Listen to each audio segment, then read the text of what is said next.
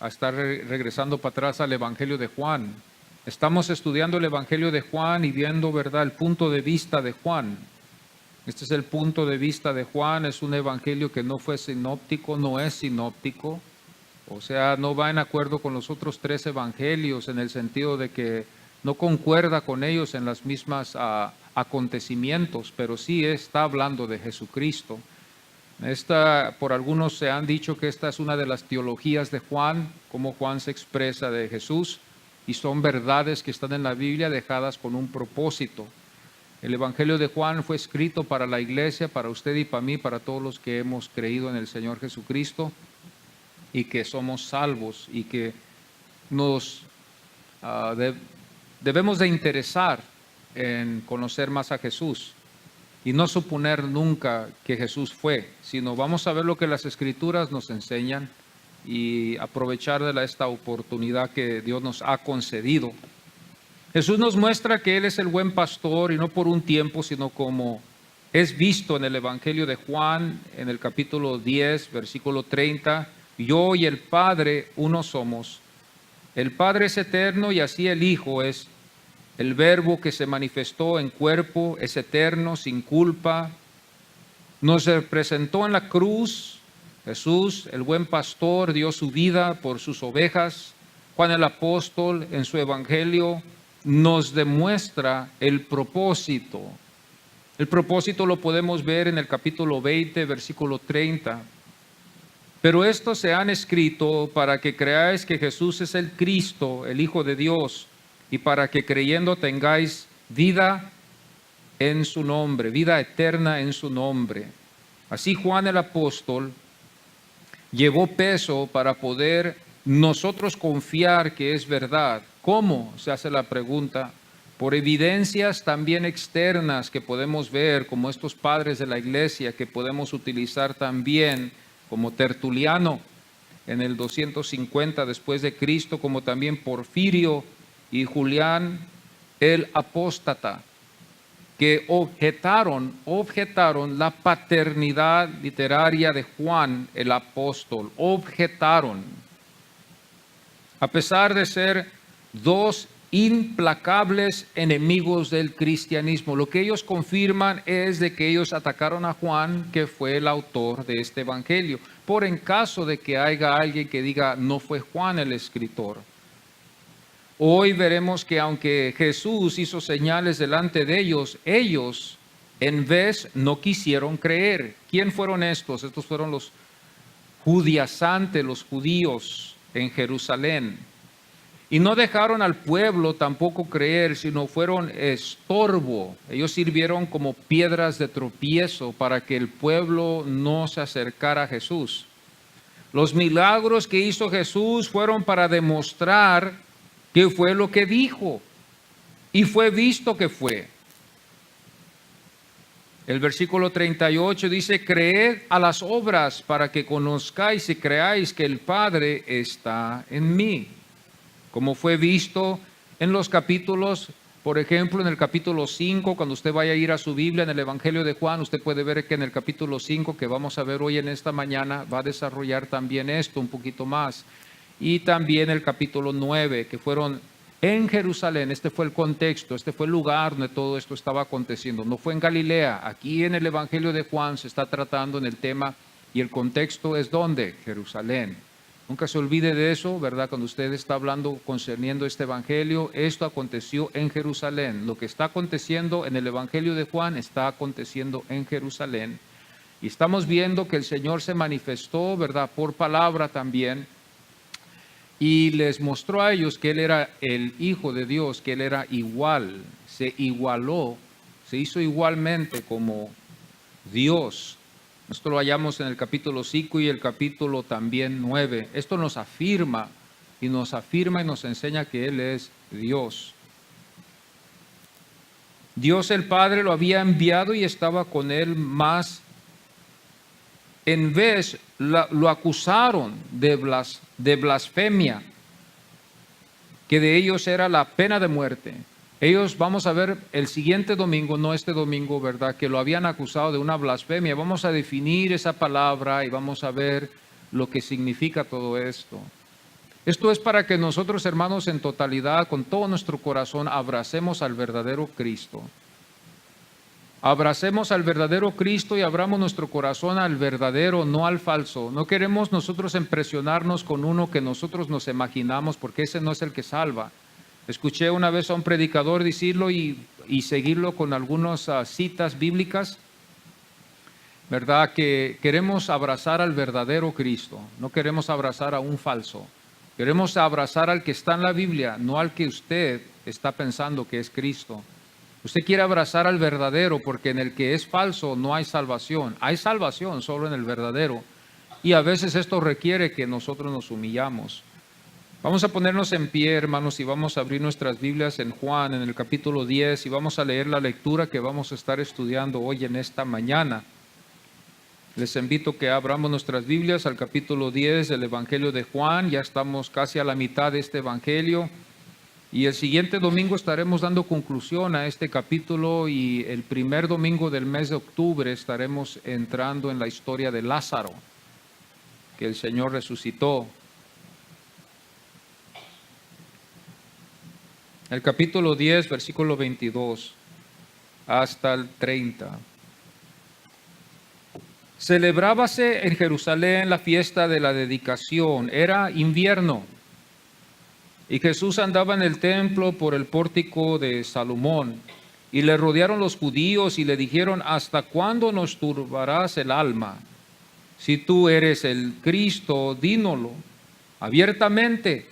Jesús le respondió: os lo he dicho y no creéis.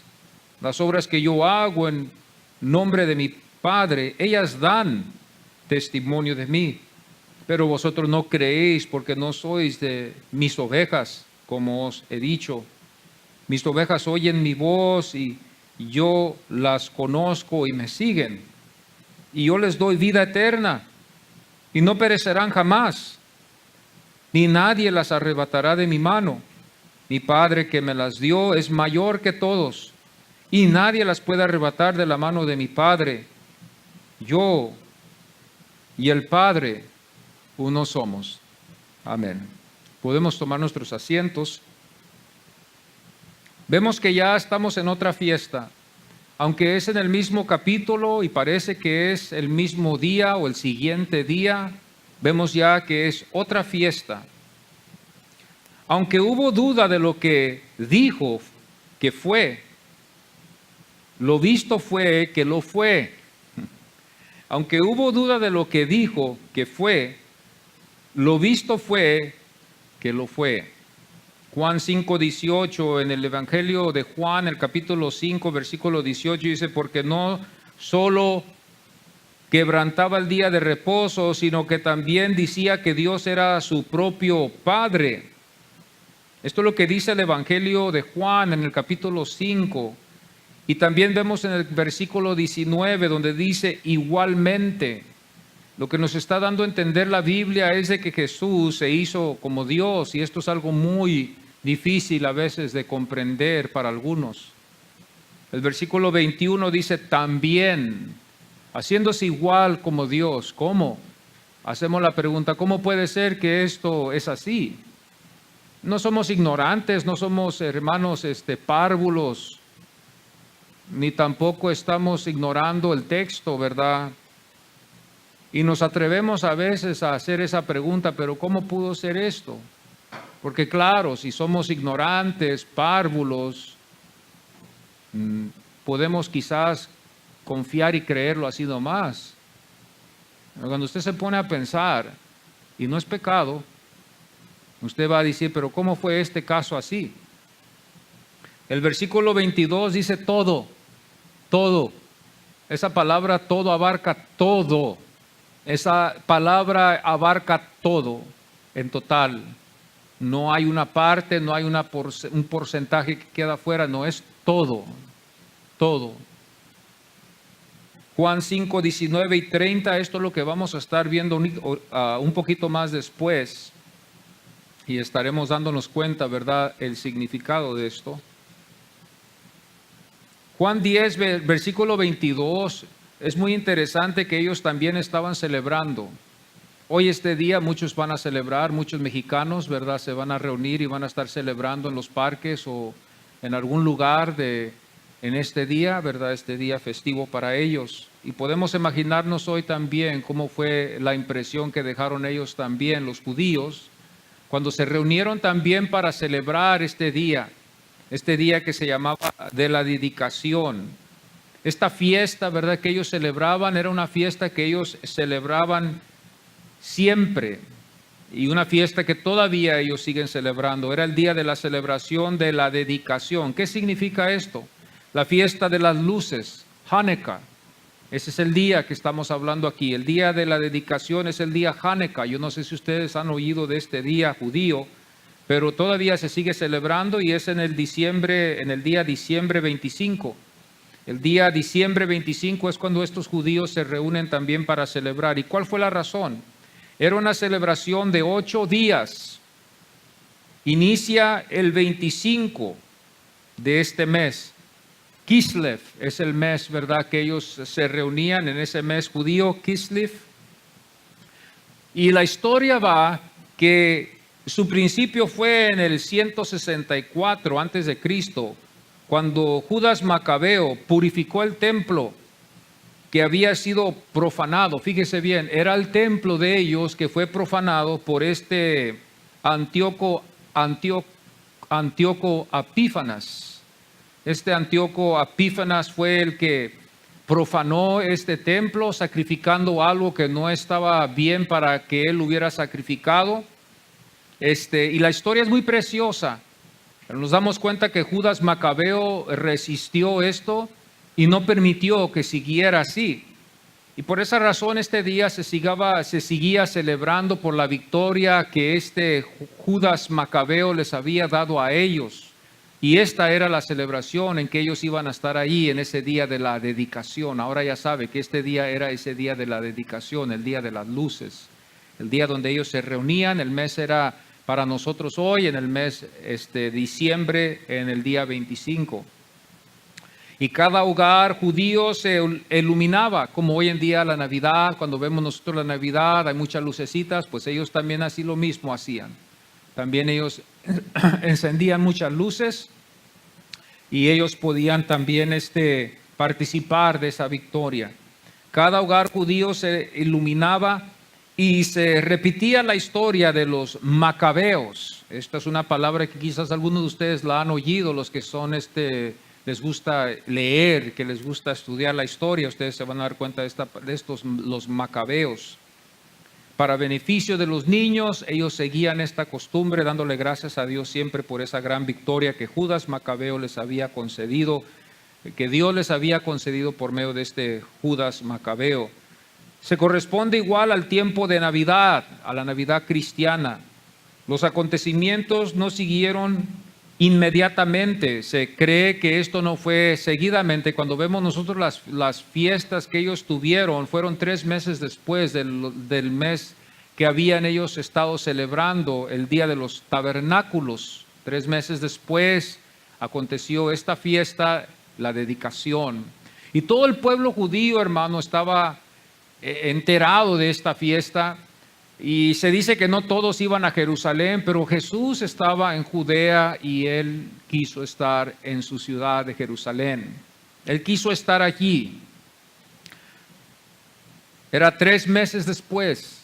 No se olvide, cuando usted vaya a leer la Biblia y usted vaya a ver esto, cuando de repente ve usted aquí donde dice celebraban esta fecha, celebrábase en Jerusalén, no estamos hablando que esto fue el día siguiente, fueron como 3 meses después, por la razón de que está esta fiesta que está aconteciendo. Y estas fiestas nos ayudan a señalar más o menos el tiempo. El tiempo diciembre 25 para allá, para ellos en aquel entonces, como hoy también, era helado, era frío, era invierno. El tiempo era muy diferente, ¿verdad? Y podemos imaginarnos también que el tiempo de los tabernáculos sería como hoy ahorita, que estaba entrando el otoño, estaba ya enfriando un poquito los tiempos, estaban calorosos, pero no tanto. Y en el día de la dedicación ya estaba frío. ya el contexto cambia, ya estaban más arropados, ya la gente estaba más arropada, ya estaban, el ambiente era muy, muy diferente.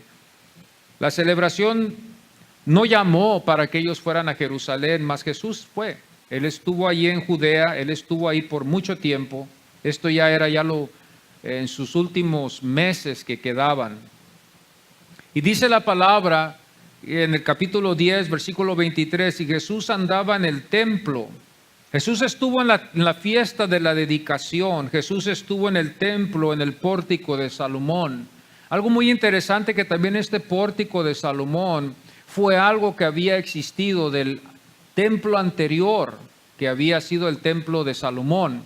Eso era lo que había quedado, ese era el resto que había quedado después de la destrucción. Cuando ustedes se dan cuenta en la Biblia, ¿verdad? Que Judá fue llevada a Babilonia y que todo fue destruido por Nabucodonosor, el templo, todas las paredes fueron destruidas, algunas partes quedaron, pero estaban destruidas, ¿verdad? Por este hombre, ¿verdad? Que Dios lo usó para castigar a su pueblo por la desobediencia y la idolatría que ellos practicaban. Este pórtico de Salomón, se dice, estaba yo viendo que era parte de ese templo, el templo que había edificado Salomón, y que era algo que había quedado, como hoy que vemos nosotros la pared de lamentación, donde ellos hacen sus rezos, sus oraciones a Yahweh.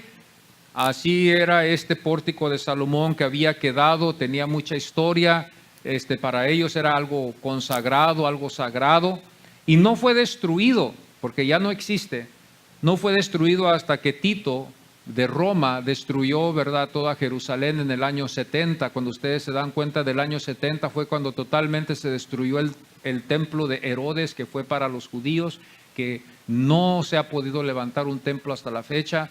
Hay planes, hay metas, hay visión para hacerlo, claro que sí, pero no se ha podido levantar este templo todavía. Pero ellos quieren levantar un templo. El Señor, en su soberana voluntad, así lo permitió. Jesús se le dijo y Jesús contestó. En el versículo 24, cuando nosotros nos fijamos bien, fíjense bien que ellos le dijeron a Jesús y Jesús contestó. Jesús no se quedó callado. A veces podemos responder cuando tenemos las respuestas adecuadas.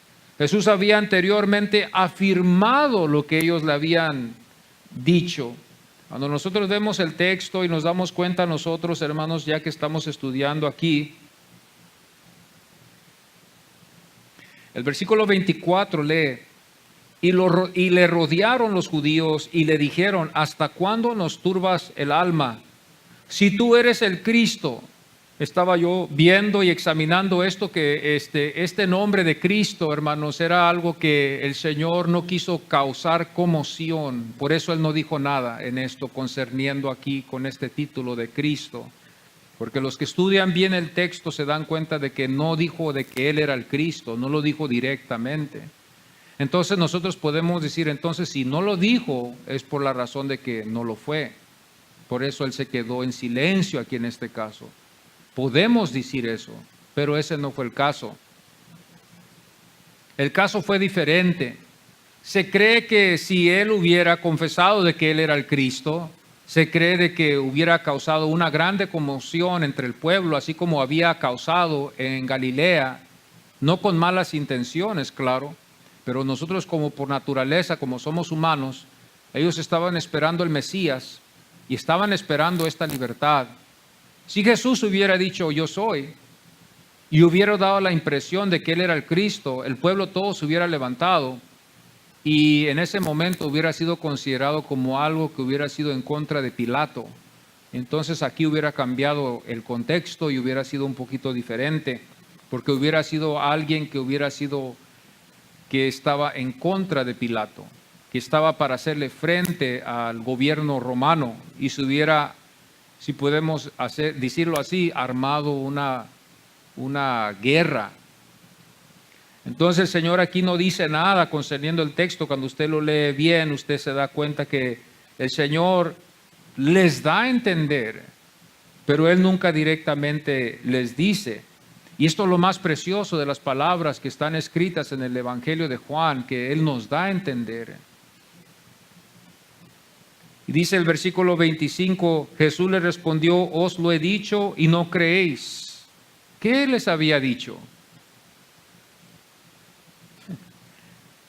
Cuando nosotros vamos al capítulo 5 de Juan, y ahora les voy a pedir que vayamos para que podamos entender esto.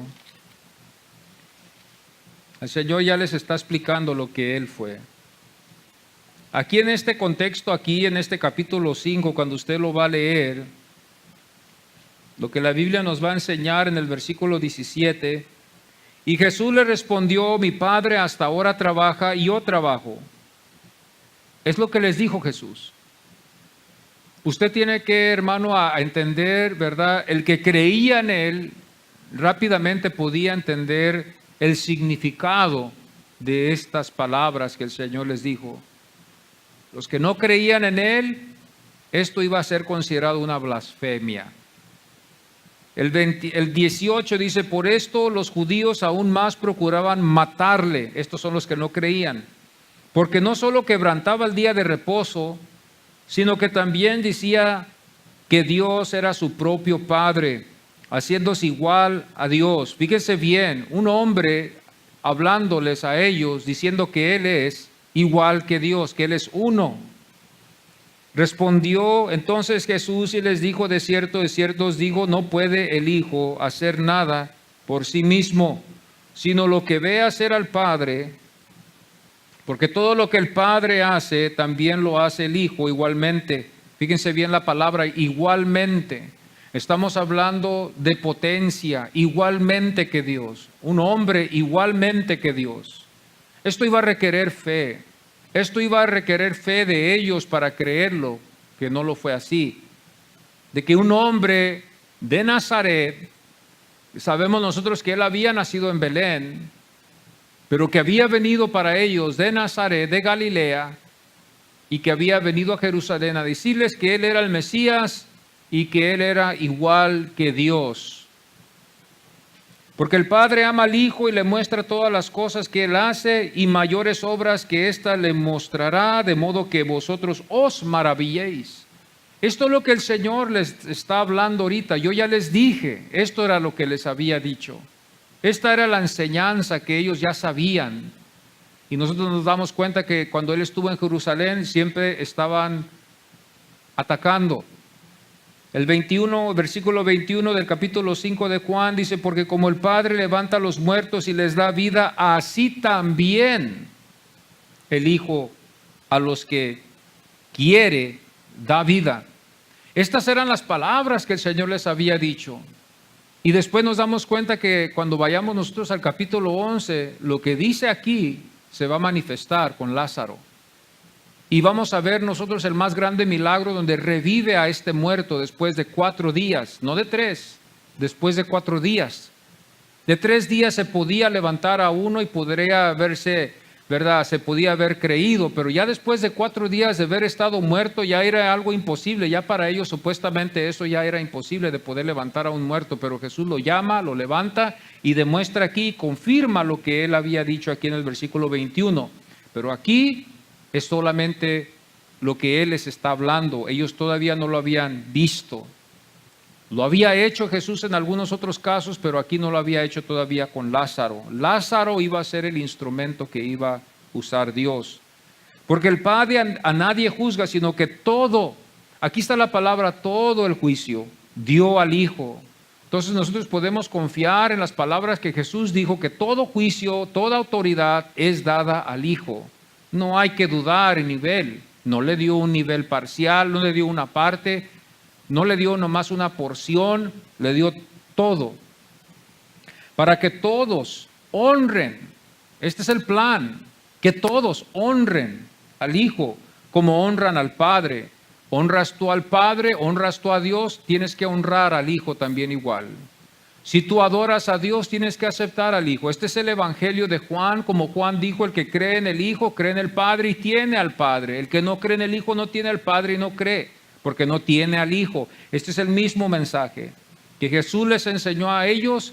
Juan lo lleva a la iglesia también para enseñarles a ellos que es menester tener al Hijo y creer que Él es Dios, como nos ha mostrado aquí en las Escrituras. No puede ser menos, porque si lo es, entonces es otro Dios y ahí es otro asunto más. Vamos a abrir otro asunto y vamos a tener que ver qué es lo que la Biblia nos puede enseñar para justificar de que Él es un Dios menos que el Dios omnipotente, para poder nosotros adorarlo y honrarlo.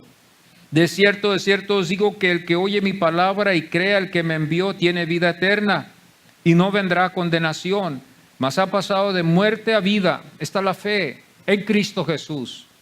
Que nosotros abramos nuestros corazones totalmente a Cristo. Venga lo que venga, pase lo que pase, pasemos por donde pasemos, que nuestro corazón esté totalmente dado a Cristo Jesús. No dice a otras cosas más, a Cristo Jesús, en obedecerle, en creerle, en tomar su palabra como lo es.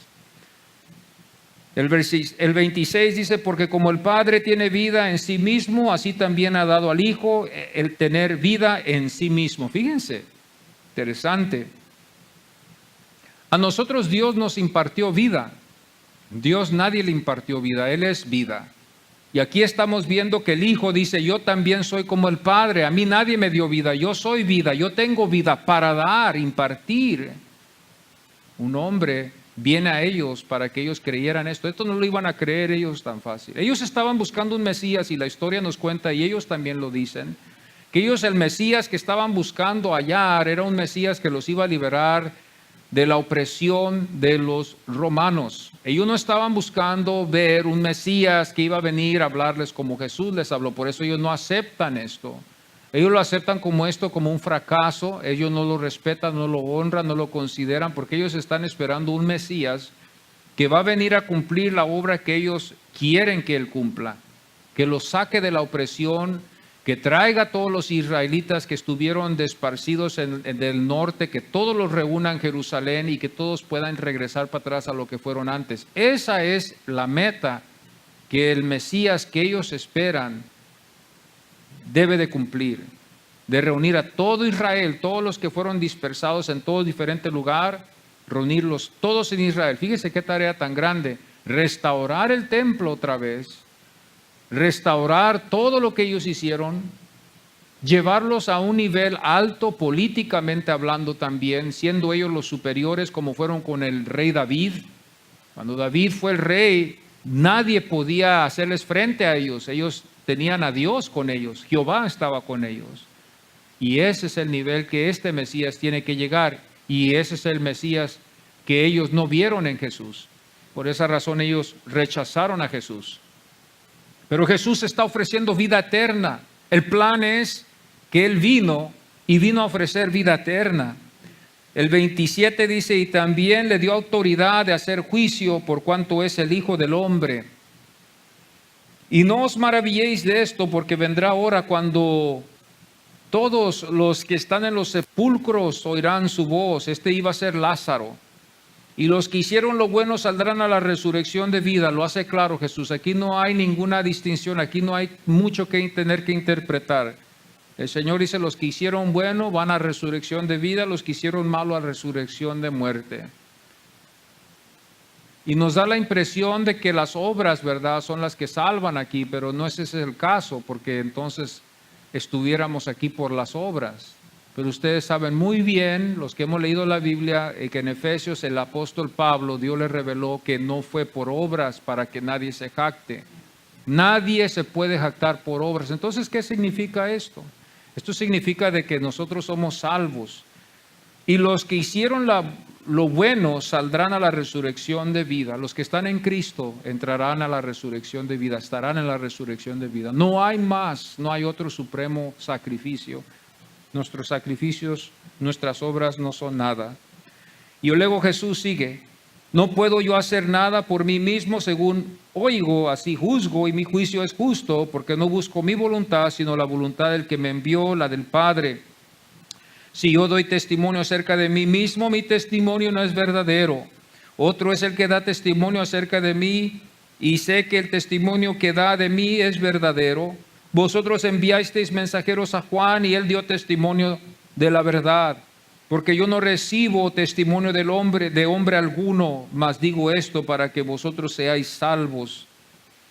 Él era antorcha que ardía y alumbra, y vosotros quisisteis regocijaros por un tiempo en su luz. Nosotros somos la luz del mundo también, nosotros somos las luces. El Señor dice, vosotros sois la luz. Él es la luz donde nosotros agarramos fuerza, pero Él es la luz principal y nosotros somos luces también, que el Señor nos ha dicho, y no tiene no está contradiciéndose cuando dice que también Juan fue una luz también, dándonos a entender que Él nos demostró el camino.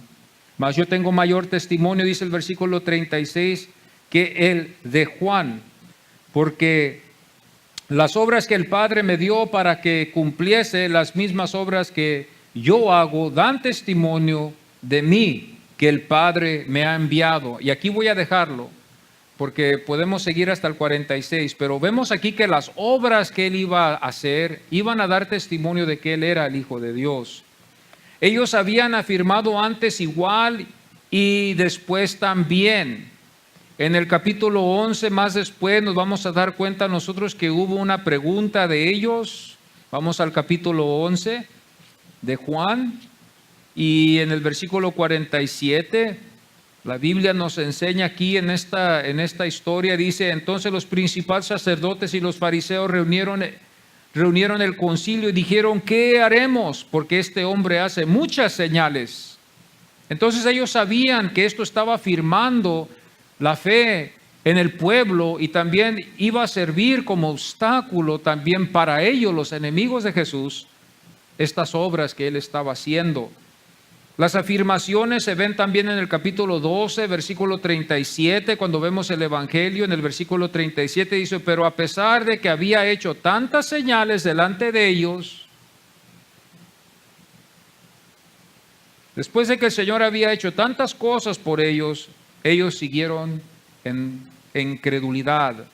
El Señor puede hacer muchos milagros en nuestras vidas, puede sanar, puede hacer milagros, puede cambiar nuestras vidas, puede hacer muchas cosas, pero lo que es, y eso lo vemos aquí con el texto, cuando lo vemos nosotros en la Biblia, esta es la naturaleza de estos hombres religiosos.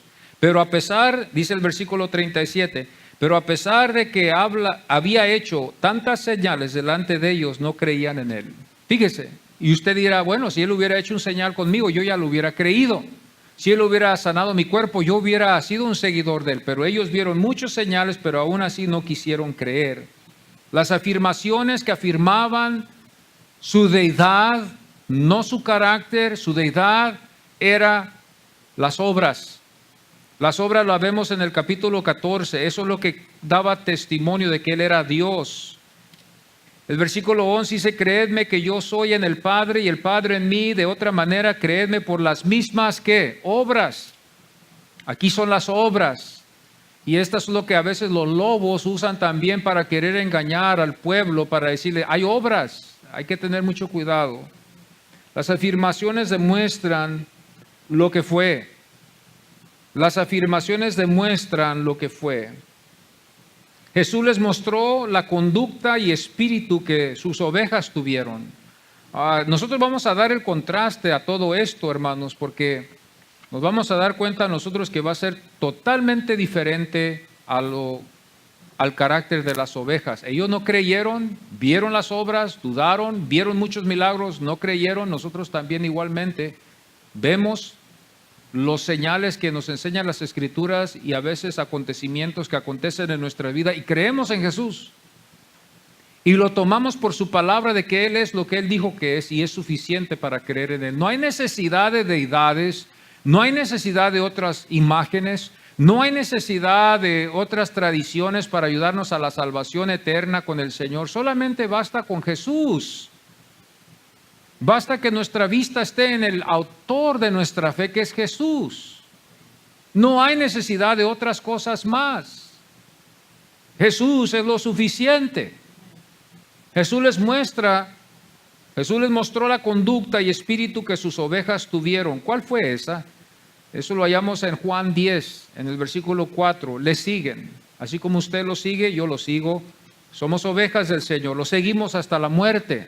Hasta la muerte lo queremos seguir. Y el versículo 14 dice, y me conocen. Las ovejas de Jesús conocen a Jesús. Lo vamos conociendo, como lo he dicho, de día en día. Él nos conoce ya, pero nosotros vamos conociéndolo de día en día, a través de las Escrituras, no a través de las experiencias, no a través de algo espiritual dentro de nosotros, no, es a través de las Escrituras. Requiere que nosotros leamos las Escrituras, requiere que nosotros pongamos tiempo a leer las Escrituras, el Evangelio nos conviene. Estuviera yo en error de decirles vayan a buscarlo espiritualmente a un monte, vayan ustedes espiritualmente a buscarlo en un lugar allá, háganse espirituales y eso es buscar a Jesús. No, eso es una grande equivocación. Lo que debemos de ver es que buscarlo en las Escrituras. Allí está la seguridad. Nosotros no podemos distinguir qué espíritu es bueno y qué espíritu es malo en algunos casos, pero podemos confiar totalmente de lo que dice las Escrituras. Dice la palabra del Señor, los que me siguen y los que me conocen de día en día, esas son mis ovejas, los que me siguen, los que están conmigo, los que han oído mi voz, los que han salido de su pasado a entrar a una vida nueva. Jesús les mostró que otros no lo oyeron, que a otros no oyeron, no vamos a oír a otros. Jesús les mostró que no oyeron a otro. Las ovejas de Cristo no van a escuchar a otras. Y aquí es donde yo me hago la pregunta, entonces, ¿de qué de estas otras ovejas o estos otros que están siguiendo otras religiones y otras creencias? Tenemos que seguir al Jesús que está en la Biblia, hermanos. Yo me aferro a eso. Tenemos que seguir al Cristo que está en la Biblia. Yo me aferro a eso. Y no otro Jesús. Y no otro Jesús que soponemos. Algunos se atreven hasta a decir, no a un Jesús que nos enseñaron cuando fuimos a la escuela de verano, ni tampoco a un Jesús que nos enseñaron en un campamento juvenil. Algunos pastores se atreven a decirlo así. Yo me aferro también igualmente. No es ese Jesús que nosotros oponemos. Ese no es el Jesús que tenemos que seguir. El Jesús que tenemos que seguir es el que está aquí en el libro, en la Biblia. Y aceptarlo por lo que nos manifiesta. Y humillarnos delante de su autoridad. Cuando habla duro, humillarnos delante de Él. Él es el que merece toda honra y toda gloria. Y que rindamos a Él todas nuestras vidas a Él. Aquí va a requerir fe. Estas ovejas que siguieron a Jesús no siguieron a otro Jesús falso. Por eso ustedes los que estamos aquí pueden oír esto. Pero hay algunas que no pueden oír este mensaje, porque están siguiendo a otro Jesús.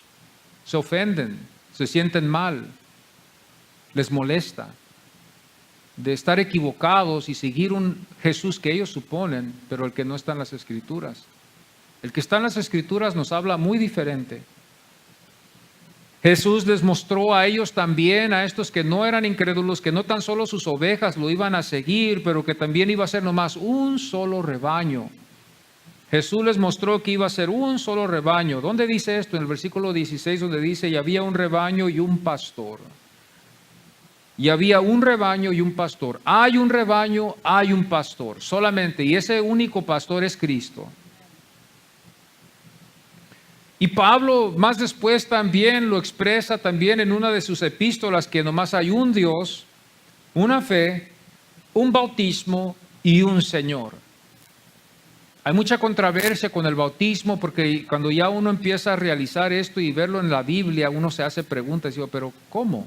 Hay a veces rebautizados. Hay algunos que se bautizan 3, 4 veces. La Biblia solamente indica un bautismo solamente. Un solo bautismo. Es todo.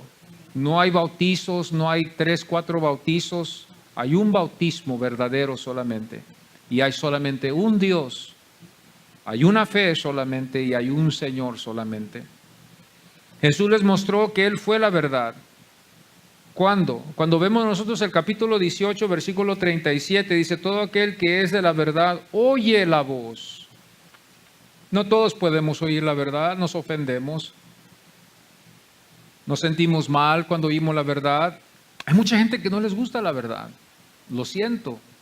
No les gusta oír la verdad, no les gusta realizar lo que es la verdad. Nos escondemos de ello. Y si somos de esa clase, no vamos a poder oír a Jesús.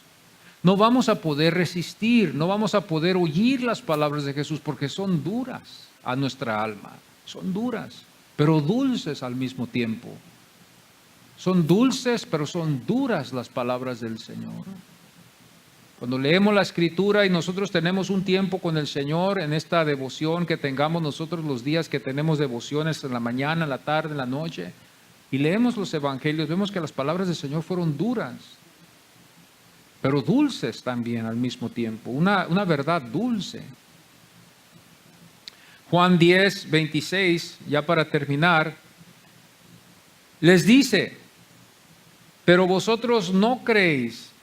Ellos no podían creer, y cuando usted lee la lectura, usted sabe que es Dios el que los llama hacia la presencia del Hijo, y la pregunta que aquí queda es, ¿dónde está la atracción que Dios le podía haber dado a estos hombres para que ellos hubieran podido creer? Porque Dios es el que trae al Hijo las almas. Si el Padre no trae las almas al Hijo, las almas no pueden venir al Hijo. Y este era el pueblo escogido de Dios, elegido por carne. Por carne ellos eran el pueblo de Dios. Nosotros no somos el pueblo de Dios por carne. Nosotros somos el pueblo de Dios por espíritu. Espíritu somos el pueblo de Dios. Y ellos no son el pueblo de Dios en espíritu, sino en carne. Entonces nosotros, es muy fácil. La carne perecerá, pero el espíritu sigue. Escuchen bien esto, la carne va a perecer, ahí acabó, pero el espíritu sigue. Ellos fueron escogidos en carne solamente, y el Señor los llamó a creer en espíritu para ser pueblo de Dios, en espíritu igualmente. Y la salvación es para lo espiritual, y el espíritu es lo que sigue. La carne aquí va a quedar, damos 80, 90 años, aquí acabamos la vida. Pero sigue el espíritu, lo espiritual. Y ahí es donde la salvación va a manifestarse. Ya entró en los que somos salvos. Pero se va a manifestar. Cuando nosotros entremos en el espíritu veremos todo esto. Pero vosotros no creéis. Y yo hago la pregunta, Señor, pero tú viniste a los tuyos. Ellos no quisieron. Este debe ser el contraste de todo cristiano, amados. Este es el contraste de no creer. Nosotros somos lo contrario, pero vosotros creéis. Nosotros debemos de ser así. Nosotros somos ese grupo de que creemos. Este es el otro grupo. No creéis. Este es el contraste. El contraste es de no creéis, es creer. El contraste de creer es no creer. Ellos no creyeron. La promesa el Señor les hizo a ellos para que ellos la vieran. Esta fue la promesa. El versículo 28 dice, y yo les doy vida. Esto yo lo veo como una promesa del Señor. Ellos no la aceptaron, no la creyeron. Yo les doy vida eterna. Estamos hablando de otra vida, la vida que sigue después de esta. Y luego dice otra promesa que está ahí también envuelta. Nadie las arrebatará de mi mano. No podemos ser arrebatados por nada, hermanos. No hay ángel, no hay espada, no hay enfermedad, no hay demonio, no hay infierno. Aún hasta que Cristo nos deja la promesa que ni aún las puertas del Hades pueden prevalecer contra la iglesia. Y aquí vemos otra promesa donde el Señor dice, nadie las arrebatará de mi mano. Esa es la seguridad del verdadero salvo.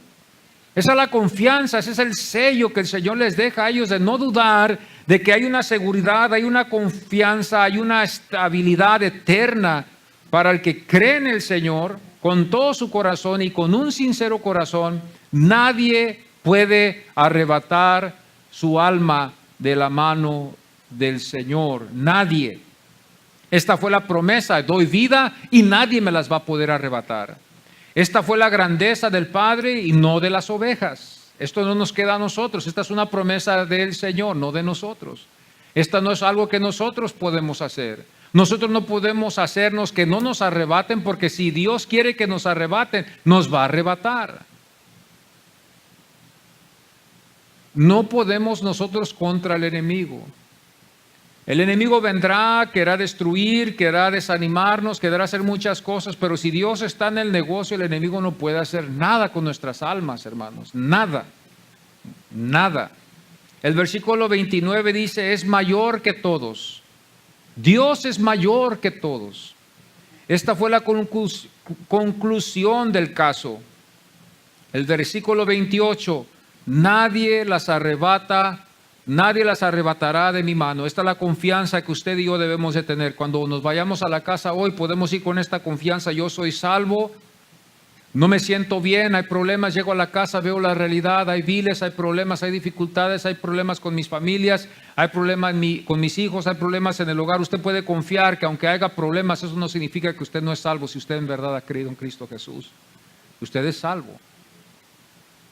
Esto no se mide, hermano, con lo que nosotros hacemos. Esto se mide con la grandeza de Dios. Esto se mide con la grandeza y la potencia y la fidelidad de Dios, no la de usted. Porque yo a veces puedo ser y a veces no puedo ser. Dios es fiel siempre. Y en esa fidelidad nos podemos, hermanos, afianzar bien, eternamente y para siempre. Para siempre. Nunca deje que alguien le diga a usted que no. Que venga aquí un día de mañana o que venga un día en su vida y que le vaya a decir otra cosa. Porque entonces esto haría débil a Dios. Esto haría que Dios es débil, no cumple, no es fiel. Hay una infidelidad, ya vemos. Empezamos nosotros a dudar de la salvación. Bueno, esto estamos hablando de los que son verdaderamente salvos. Yo no estoy justificando a todos y hacer que todos los que vienen a la iglesia todos son salvos. Solo usted lo sabe y solo Dios sabe si usted es verdaderamente salvo. Yo no puedo decir que usted es salvo. No me atrevo a yo decirle a usted que usted es salvo. Usted lo sabe si usted en verdad es salvo. Yo no me atrevo a decirle a nadie. Hay ministros que se atreven a decirlo. Hay hermanos que se atreven a decir, usted es salvo, usted es un hijo de Dios. Yo no me atrevo a decir eso. Porque yo no le voy a dar a usted ninguna garantía si usted no lo es. Usted tiene que afianzarse bien en el Señor y usted tiene que saberlo bien. Usted tiene que afianzar su fe. Yo no le puedo ayudar. Dios es el único que le puede ayudar. Yo no puedo afianzar eso ni le voy a dar a nadie ninguna falsa confianza. Usted tiene que afianzarse en el Señor, agarrarse del Señor. Si Dios en verdad lo ha salvado a usted, agárrese de Dios, ábrale su corazón más, deje que Él entre, deje que Él viva en su vida, deje que Él reine en su vida y que le dé toda esa confianza que usted necesita tener en Él. Usted es salvo. No lo mida con sus defectos, no lo mida con sus debilidades, no lo mida con sus incapacidades, no lo mida con su infidelidad. Si usted es en verdad salvo, deje que Él conquiste todo su corazón, porque claro, nadie es perfecto. Nadie. No podemos llegar a la perfección que llegó Cristo. Cristo es perfecto, Él es el único que lo fue. Esta fue la seguridad que anteriormente había hecho. El versículo 6, el capítulo 6, versículo 37, esto es lo que Él había dicho antes.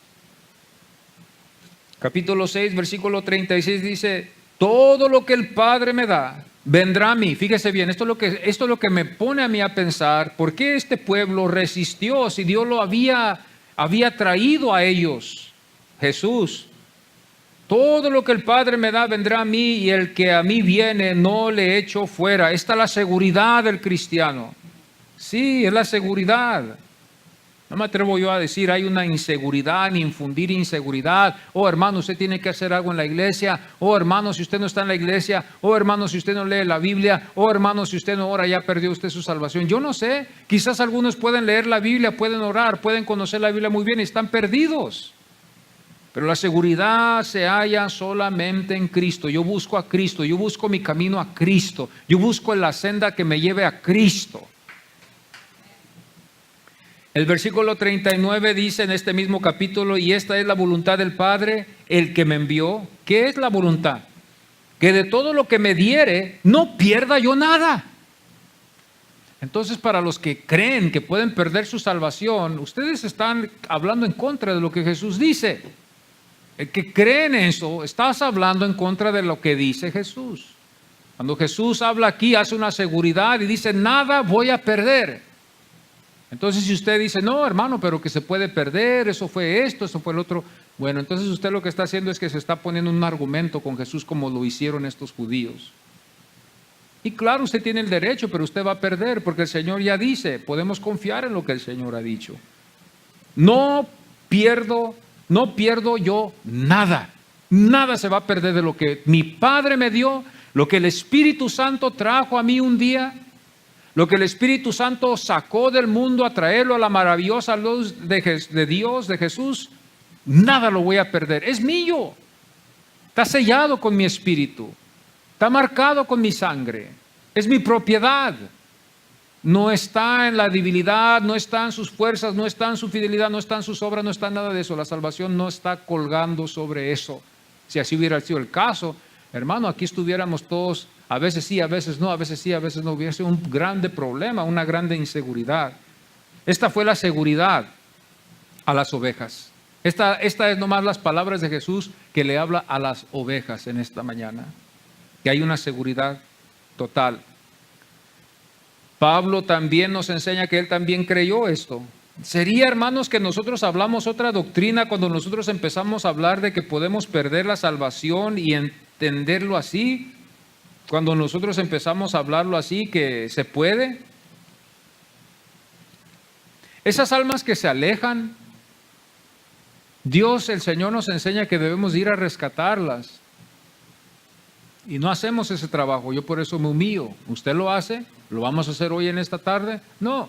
Vamos a ir a descansar y pasar un buen tiempo, no sé qué. Algo bueno vamos a hacer, claro.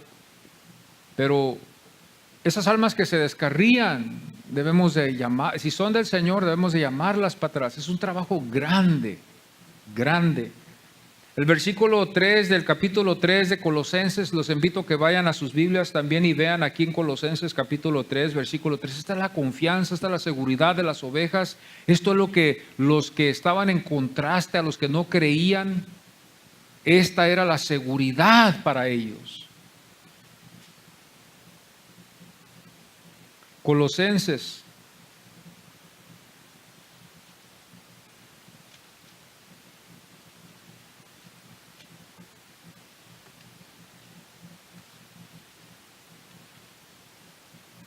Porque habéis muerto y vuestra vida está, ¿qué? Escondida con Cristo en Dios. No se ve usted, se ve Cristo. Usted está escondido allí. ¿Dónde está usted? No sé, pero ahí está usted. Esta es la seguridad que hay. Todo lo que venga en contra de usted viene en contra de Cristo, el poderoso, el que nos ha prometido vida eterna. Todo lo que el enemigo avienta, todo dardo, tenemos que confiar que estamos escondidos en Cristo. Cuando vienen los golpes, cuando vienen las pruebas, cuando viene la lucha para el creyente, el que está en Cristo, el que Él ha llamado. Esto no es para el mundo, esta no es una esperanza para el mundo.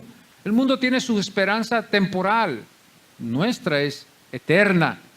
El mundo tiene una esperanza temporal. Tiene una salvación temporal, claro que sí, nos va bien, tenemos cosas que nos van bien, tenemos salud, todo eso, claro que sí. Nosotros también podemos compartir de esa clase de prosperidad, pero ya cuando acabamos vida aquí, ya cambia el tema, ya cambian las cosas, porque los que están escondidos en Cristo son los que se van a hallar delante de Dios. Están escondidos en Cristo para siempre las ovejas que en verdad lo son. Y en el Evangelio de Juan, capítulo 6, vamos otra vez, esto es lo que la Biblia nos va a enseñar para que veamos, para que nos transmita fe. Fe. Ya somos salvos, pero nos transmite fe. 6:27 dice, trabajad no por la comida que perece, sino por la comida que a vida eterna permanece, la cual el Hijo del Hombre os dará. Porque a este señaló Dios el Padre. ¿A quién señaló Dios el Padre? Al Hijo. Y en Él hemos creído. El versículo 40, ¿qué dice la Biblia? Y esta es la voluntad del que me envió o el que me ha enviado, que todo aquel que ve al Hijo y cree en Él, tenga vida eterna. Esta es una fe tremenda. Cuando vemos al Hijo y no lo vemos como ellos lo vieron nomás como uno que estaba hablando blasfemia. Lo vieron ellos como uno que estaba posesionado por otro espíritu. Ellos lo vieron como alguien que nomás estaba hablando otras cosas, que no estaban en acuerdo con la ley o con las tradiciones, con las tradiciones de ellos, porque con la ley Dios, Cristo Jesús estaban en acuerdo, mas ellos estaban hablando de las tradiciones. Ya las tradiciones se habían convertido en leyes para ellos y tenía que todo ir en acuerdo con las tradiciones, y Jesús no fue con las tradiciones de ellos.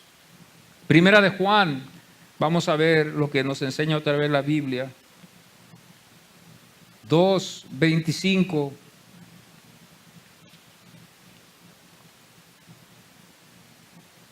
Y esta es la promesa, es una promesa que el que nos hizo la vida eterna. Y esta es la promesa que Él nos hizo la vida eterna, que Él nos hizo la vida eterna. Esta es la promesa que Juan el apóstol le dice a la iglesia, que esta es la promesa que nos dijo. ¿Cuál es la promesa? Salud, prosperidad, sanidad. Fíjense bien que el texto nos dice que es vida eterna. Si hubiera estado la salud, todas estas cosas, claro que sí, el apóstol se hubiera beneficiado mucho de esto para haberse ganado a muchísima gente y hubiera dicho, fíjense que Él nos había hecho una promesa de salud, sanidad, tranquilidad, prosperidad, ninguna tribulación, todo va bien. El texto nos lo enseña, pero la única promesa que Juan se acuerda y con sinceridad lo escribe es solamente que la vida eterna. Esa es la única promesa. Entonces quizás aquí podemos hallar una falla en el Juan, que se le olvidó añadirle ahí salud, prosperidad, bendición, ningún problema, ninguna persecución. Hermanos, este hombre quizás se le olvidó, quizás nomás se acordó de la vida eterna. Pero yo no creo que Juan se olvidó. Yo estoy confiando que las Escrituras fueron inspiradas por el Espíritu Santo y que el Espíritu Santo le reveló a Juan el apóstol que escribiera solamente la verdad, la vida eterna. Eso está de seguro. 5:11. Este mismo capítulo aquí de este libro de Primera de Juan, capítulo 5:11, y con esto ya cierro. Y este es el testimonio que Dios nos ha dado, que prosperidad, salud, bendición, victoria, victoria, victoria. ¿Qué dice la Biblia? Vida eterna es todo. That's it. No hay más. Y este es el testimonio que Dios ha dado, vida eterna, y esta vida está en su Hijo. Estamos basándonos en conforme lo que la fuente de la palabra del Señor nos está llevando ahora. Yo puedo llevarlos a otro texto y hacer otras promesas. Bueno, vamos al Antiguo Testamento, a Isaías, y vamos aquí a Jeremías, y vamos aquí a otro y acá, y vamos a sacarle tantas promesas. Y fíjese, cuántas promesas tengo. Pero la que vemos aquí en esta escritura que podemos llegar en acuerdo es que esta es la que se acordó el apóstol Juan. Y esta es la que el apóstol Juan escribe. Yo creo que si yo hubiera estado escribiendo, si yo hubiera sido el apóstol Juan, yo hubiera escrito muchas cosas y más para atraer a mucha gente que estaba sufriendo. Esta es la promesa, yo les hubiera dicho: salud, prosperidad, bendición, arreglar tu matrimonio, nadie te va a matar. Hermanos, cuando vemos nosotros la historia, ya nos salimos un poco de la Biblia y vemos el testimonio externo. A los hermanos los mataban. A los hermanos los llevaban al foso de los leones. Eso es lo que nos hubiera pasado a nosotros. Eran valientes estos hermanos en la iglesia primitiva. Ahora, yo los llevo a las Escrituras a todos ustedes para que ustedes lo vean. No es necesario que yo los lleve a todas las Escrituras, pero los llevo porque algunos no leen la Biblia. Y si la leyéramos todos en contexto, que todos nos estuviéramos dados a leer la Biblia, las Escrituras, todo iba a llegar a la mente rápido. Yo no necesito que me den Escrituras porque yo ya sé lo que dice la Biblia y fácilmente el predicador está hablando, yo puedo entender y en la mente pensar y transportarme al texto y saber que allí es donde dice ese texto. Y yo luego ya más después, pues si tengo un conocimiento un poquito más amplio en la palabra del Señor, un poquito de conocimiento, no mucho, puedo yo entender el significado de ese libro. Pero yo los llevo a cada versículo para afirmar por en caso, ¿verdad? Porque yo sé que a veces no hay tiempo de leer la Biblia, no leemos la Biblia, debemos de leer la Biblia para conocer a Cristo Jesús, ¿verdad? Pero no estamos en ese nivel aquí en esta iglesia, pero si estuviéramos en este nivel, yo no diera escrituras, yo solamente hablara, predicar y ustedes iban a entender que esto está basado en la Biblia. No es menester, no es necesario de hablar tanta y llevarnos a tantas escrituras, porque ya sabemos la Biblia, pero si no la sabemos, yo les voy a llevar de paso a paso a cada escritura confirmando lo que estamos hablando hoy. Y hoy esto es lo que hemos visto hoy en este evangelio. El siguiente domingo vamos a estar hablando un poquito para cerrar este capítulo, ¿verdad? De la blasfemia que ellos consideraron que fue. Esta blasfemia vamos a darnos cuenta, ¿verdad? También lo que significaba y a dónde nos lleva. Y ver que sobresale, resplandece Jesús otra vez aún ante estas acusaciones de que no fue lo que ellos dijeron que fue. Vamos a ponernos en pie, en agradecimiento, agradecidos por lo que el Señor ha hecho en nuestras vidas, por habernos dado su Santo Espíritu, por habernos dado su Espíritu Santo y la salvación que tenemos eternamente. Vamos a darle gracias a Dios por la seguridad, por nuestros nombres que están escritos en el libro de la vida. Los que estamos en Cristo Jesús tenemos esa plena seguridad. Padre, gracias te damos en este momento por este privilegio que nos has concedido, Señor. Te damos gracias por tu Espíritu Santo que está con nosotros, Señor. El sello que nos has dejado, las arras del Espíritu, para que nosotros un día estemos contigo por toda la eternidad, Señor. Gracias por la esperanza que solamente tú nos puedes dar, Señor, en Cristo Jesús. Te abrazamos con nuestro corazón y abrazamos tus promesas que nos has dejado de vida eterna. Aunque tengamos tribulaciones, pruebas, luchas, situaciones difíciles en la vida, no vamos a compararlas con la salvación. Somos salvos, Señor. Somos tus hijos, Señor. Hemos creído en ti, te aceptamos y tratamos de obedecerte lo mejor que podemos, Señor. Con todas nuestras fuerzas lo tratamos de hacer. Perdónanos si no lo hemos hecho, pero ayúdanos, oh Dios, te pedimos también. Gracias te damos porque tú moras en nuestros corazones y este domingo pudimos venir a hablar de Cristo, pudimos hablar de su palabra. No venimos a beneficiarnos de ello, Señor, porque sabemos que el más grande beneficio, Señor, sobrepasa todo lo que pueda dar este mundo, es la salvación, la vida eterna, creer en Jesucristo. Gracias te doy, Señor, por mis hermanos que tenemos el Espíritu Santo que está obrando en nuestras vidas. Gracias que ese Espíritu Santo es el que nos ayuda para entender la palabra. Gracias que tenemos la única esperanza que es Jesús. No confiamos en otra cosa más, solamente en Cristo, Señor. Gracias te damos, Señor. Como dice tu palabra, maldito el hombre que confía en el hombre, Señor. Gracias te damos que podemos confiar en un Dios poderoso y eterno, que no es con espada, no es con ejército, sino que es con tu Espíritu. Confiamos que eres tú el que nos has salvado, Señor. Gracias por la salvación. Amén y amén. Amén.